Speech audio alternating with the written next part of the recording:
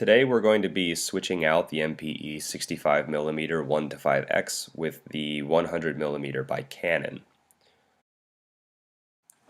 When shooting with the 100mm, it's important to shoot with manual focus. That way it's not automatically refocusing when you go to stack using the macropod.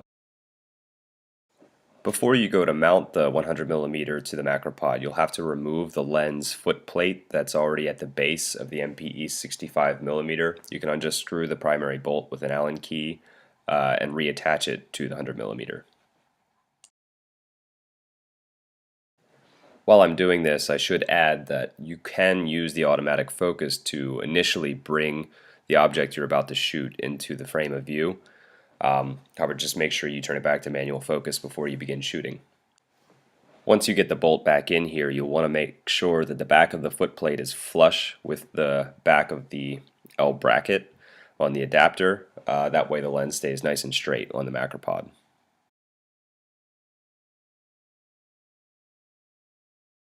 Thing I'd like to show you is how to configure all of the hardware to the macropod. That way you have a really nice working distance. The first adapter bracket you'll want to mount near the bottom edge like I'm doing now, and that way you'll get a really good working distance. When you go to mount the stack shot onto this, you have quite a bit of room. You can really send this all the way towards the back, and this will give you about a foot just from the other adapter bracket. When you go to mount the lens, you can again slide the adapter bracket backwards from the stack shot, further increasing your working distance. However, you probably would not need this working distance to be this far away in any given instant. But even still, you can slide the lens in only slightly. And you can see here you have about a 1.5 to 2 feet of working distance. I had to move the stack shot and the lens closer together because I had it a little bit too far separated.